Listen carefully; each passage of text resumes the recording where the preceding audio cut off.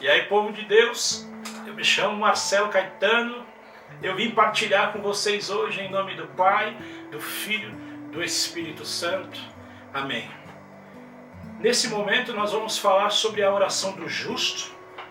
Então, para nós iniciarmos, eu queria que você fechasse os seus olhos e pedisse nesse momento que Deus viesse sobre a sua vida e te desse paz. Uma paz somente daqueles que estão com Jesus. Uma paz que vem, que envolve, que nos faz viver como verdadeiros adoradores. E é esses que o Pai procura, os verdadeiros adoradores. Então que agora você peça mesmo a Deus, peça a graça de estar com Ele na intimidade, que as suas orações se voltem ao seu coração, para que você, com face a face, esteja com o Senhor. Abençoa os seus filhos, abençoa as suas filhas, Jesus. Cada um desses que está contigo, cada um que ouve nesse momento esta pregação, essa simples palavra que é tão poderosa, porque é a palavra de Deus, que emane sobre cada um deles a paz e que renove o dom da fé. Eu quero que você viva nesse momento comigo, essa partilha onde eu vou falar com vocês sobre a oração do justo. Lá no livro de Tiago, capítulo 5, versículo 16, diz isso, né? A oração do justo tem grande eficácia. E aí eu pergunto para você agora, como você tem orado?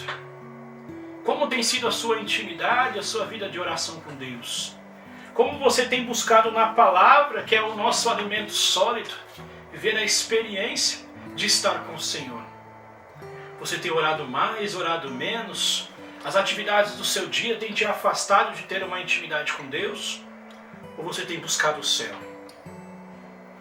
Como você tem buscado estar junto com o Senhor? Vivemos há poucos dias um PHN onde dizia isso: o meu lugar é o céu. Onde mais de 200 mil jovens clamavam: o meu lugar é o céu. Mas para nós vivermos o céu aqui na terra, com tantas tribulações, com tantas dificuldades, com tanta luta, nós precisamos ter intimidade com o Rei dos Céus. E a forma de nós vivermos a intimidade com o Senhor, que eu partilho agora, é a oração. É a oração mesmo que nos traz a viver o impacto de sermos moldados, restaurados, unificados com um só Deus, que é Alfa, que é Ômega, que é o princípio e é o fim de nossa história, o fim de nossa vida, para um recomeço lá com o Senhor. Eu queria partilhar com vocês dois pontos: a oração que Deus ouve e a oração que Deus não ouve. Muitos de nós, eu digo que muitos de nós, porque eu me incluo nisso, temos muitas vezes orações que nós achamos que agradam a Deus, que Deus ouve, mas Deus não se agrada. Uma delas é: Senhor, faça a minha vontade. Aquela oração egocêntrica, né? Onde nós olhamos e falamos assim: Senhor, por favor, eu preciso disso. Faz a minha vontade agora, Senhor. Essa oração eu, em particular, digo para você que Deus não se agrada. Porque nós vivemos pelo tempo de Deus, pela vontade do Senhor, não a nossa. Muitas vezes nós também olhamos e falamos assim: Senhor, eu sei que eu preciso disso. Também no egocentrismo, né? Nós olhamos e falamos: Senhor, eu sei que eu preciso disso. Mas quem sabe do que nós precisamos é Deus. Quem sabe do que nós necessitamos é o Senhor. A palavra de Deus vem dizer para nós que antes que nós fôssemos gerados lá no seio de nossa mãe, lá no ventre de nossas mães, Deus já nos conhecia. Então, por que não ter a confiança naquele que faz? Aquele que protege, aquele que cuida, que é o Senhor. Por que não colocarmos as nossas necessidades no Senhor, que nos ama e nos protege e nos restaura? Por que achar que nós precisamos disso para sermos felizes? Nós temos que ter uma oração, e depois eu vou partilhar da oração que agrada a Deus. Uma oração que tenha, sabe, aquela intimidade de olhar e falar: Senhor, eu quero a sua vontade, não a minha. Uma coisa também que não agrada a Deus é: Senhor, me ajude a me vingar daquela pessoa. Existem pessoas, e eu partilho isso com vocês quando eu partilhava e rezava em cima dessa palavra, que existem muitas pessoas que fazem isso. Senhor, eu preciso fazer justiça naquela pessoa, não a justiça divina, mas a sua justiça vingativa. De nós olharmos e falarmos assim: Senhor, eu quero que aquela pessoa pague por isso. Na nossa vanglória, sabe? Aquela vingança que não agrada a Deus. Nós não podemos pedir isso em oração. E eu me recordo de um filme que eu li a isso, que eu assisti a isso. Onde o jovem falava lá ajoelhado e falava: Senhor, eu quero que essa pessoa morra, então mate ela. Era uma brincadeira no filme. Mas se nós formos olhar quantas pessoas pedem a destruição do outro nas suas orações. Eu digo para você que Deus não se alegra. Outra coisa também que nós temos como sentido de muitas vezes de oração e que não agradam a Deus, também aquela que eu te falei é: Senhor, eu preciso agora. Será que é o tempo de Deus? Quantas vezes eu clamei, pedindo ao Senhor que fizesse naquele momento aquela situação, e Deus não fez. E aí quando Deus realizou a vontade dele, eu olhei para trás e falei: realmente, Senhor, que bom que o Senhor fez a sua vontade. Mas no momento que eu pedia para o Senhor, eu falava: Senhor, faz isso para mim agora. Até no desespero, até na solidão da minha oração. E não confiava na providência de Deus. Sabe? E aí o Senhor se revelou magnífico. Quando eu olhei para trás e vi que o Senhor tinha cuidado de todas as necessidades que eu precisava. E aquilo que eu pedia nem era necessário para eu ter êxito no meu ministério, na minha história, na minha vida. E agora eu partilho com vocês também o outro ponto. Nós falamos da oração que Deus não se agrada em ouvir, mas também tem aquela que Deus se agrada. A primeira oração que nós temos que ter é de reconhecimento que o Senhor é o meu Deus, é o meu Rei, é o meu tudo, é o meu Salvador, que Jesus reina sobre cada um de nós. Essa primeira oração é uma oração que agrada ao Deus. É uma oração de intimidade daqueles que confiam que o Senhor é o Rei. O Rei da sua vida, da sua história, da sua família, de todos os seus projetos. Essa oração é uma oração que agrada ao Senhor.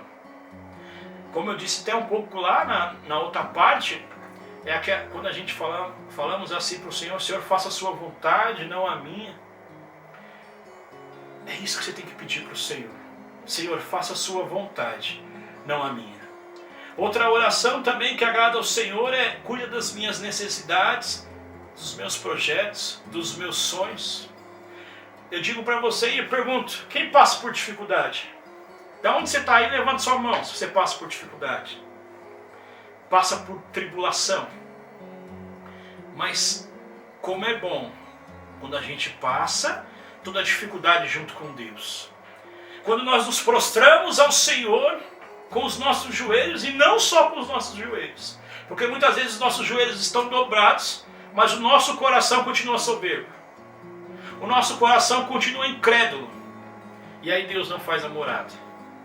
Muitas vezes nós olhamos e falamos assim: Senhor, estou aqui de joelhos para que o Senhor faça a minha vontade. É uma oração que é em vão. Mas quando nós prostrarmos os nossos joelhos e o nosso coração, ter um coração contrito, aquele que é entregue ao Senhor, olharmos para nós interiormente e notarmos que nós somos totalmente dependentes de um Rei que morreu na cruz, para que nós fôssemos libertos, para que nós fôssemos restaurados, para que as suas chagas fossem motivo para cada um de salvação. Quando nós tivermos esse coração confiante, o Senhor fará morada conosco.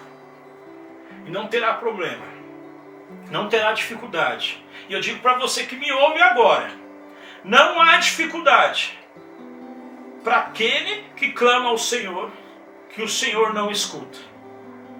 Não há luta, não há nada que pode com Deus do impossível. Mas aí nós temos que viver a confiança. Nós temos que viver a fé. Uma fé impactante. Uma fé confiante. Que o Senhor faz a sua vontade. Que o Senhor restaura. Sabe? E aquela oração insistente. Não é falar assim, isso eu tenho aprendido esses dias e é muito forte isso. Quando o Senhor falava para mim assim, Marcelo, eu quero te ouvir todos os dias. Todos os minutos. Todas as horas. Incessantemente. Eu preciso de ti. Então essa tem sido a minha oração, das minhas tribulações, das minhas lutas, pela minha casa, pelos meus filhos, pela minha esposa, pelo meu trabalho, pela minha carreira, pelo meu ministério. Você tem orado pelo seu ministério? Para que Deus renove as pessoas através do seu ministério? Não para só os pregadores, para os músicos, para os intercessores, para todos aqueles que o Senhor confia no ministério. Você tem clamado ao Senhor o sangue de Jesus sobre as pessoas que passam sobre o seu ministério? Essa é uma oração confiante, é uma oração daquele que confia no Senhor. É uma oração daquele que fala, Senhor, independente de eu ser um grão de mostarda, menor que isso ainda, Senhor, mas o Senhor me usa para fazer a sua vontade. O Senhor me recupera nas minhas situações para eu ser motivo de salvação para os seus filhos. Isso é ter fé. Isso é uma oração confiante. Isso é uma oração daquele que se prostra para o Senhor. A palavra do Senhor lá no livro de Salmo 33:16 diz isso. Os olhos do Senhor estão voltados para os justos e os seus ouvidos atentos ao seu clamor. Os ouvidos de Deus estão atentos aos nossos clamores.